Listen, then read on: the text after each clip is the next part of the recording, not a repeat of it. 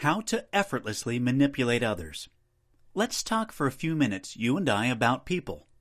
You probably know a lot of people, your coworkers, your family, your high school English teacher. But I'm talking about people in a broader context. I'm talking about the human race and the emotions that have driven us to eat, love, kill, and spend money for thousands of years. While individuals are complex and nuanced, people on the macro level are incredibly simple, and that's going to work to your advantage. Just understanding these emotional hot buttons and applying them consistently will be an amazing first step on your way towards being a copywriting professional. You don't even have to be subtle about it. Just follow along. As you write your copy, research your markets, and introduce yourself to future clients and customers, think about these buttons and what you can do to push them. In time, it'll bleed into your civilian life, and you'll think about the art of manipulation whenever you watch political arguments, argue with friends, or look at an advertisement. When you're no longer shocked at how often they're applied, consider yourself a copywriter. People are afraid. Every human life has its share of tragedy, unanswered loves, missed opportunities, loved ones who are gone forever. We see others suffer all the time, and that's why most people are driven by their fear of suffering. People will do anything to avoid poverty, loneliness, sickness, and death. But here's a paradox. People will often refuse to do the things that could help them avoid those things. We don't just fear consequences. We fear struggle of any kind. No matter what kind of rewards are at stake, the average person wants them without pain and without risk, and will look endlessly for a way to avoid either. People don't like responsibility. Few people purposely sabotage their own lives. Most of us are doing the best we can despite not always having the best of circumstances. It hurts to be told that after everything we're doing to keep our heads above water, there's something else we've neglected to do.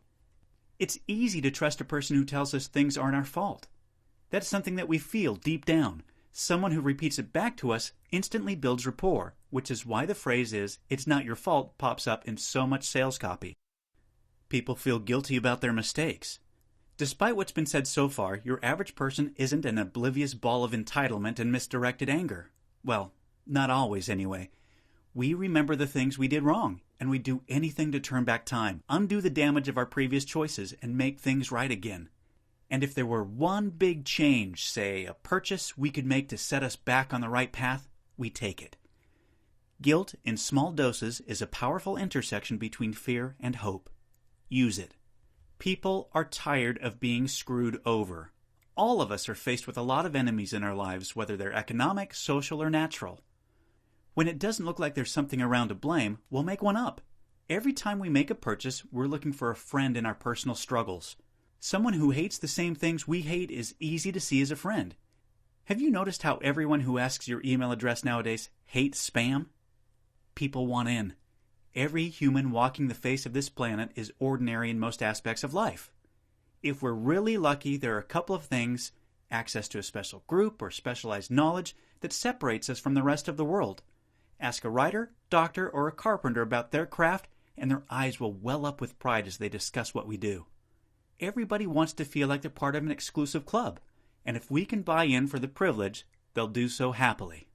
Conversely, if you threaten to leave us out, whether you use time or a number as your limiting factor, even the most level-headed person will go into a panic. People want approval. Love, respect, appreciation, no matter what you want to call it, we've all done nice things for others and made sacrifices. And we'd really like it if someone appreciated them. We get suspicious when someone piles on the approval, but a compliment always makes us happy. And it always makes us want to live up to that compliment. People want to be protected. Most of us are exhausting ourselves trying to chase our needs and desires, and there's always a facet of life we don't know anything about. Everyone could use a little help. Once someone promises to lead us, save us, teach us, or smooth our path, we'll bend over backwards to satisfy them in any way possible, especially if they've proven they're up to the task. Can I emphasize that for a minute? No matter how well your business is doing, the instinct to be protected by someone stronger than them is more powerful than the instinct to take pity on someone weaker than them. That's why positioning yourself as a skilled copywriter is so important.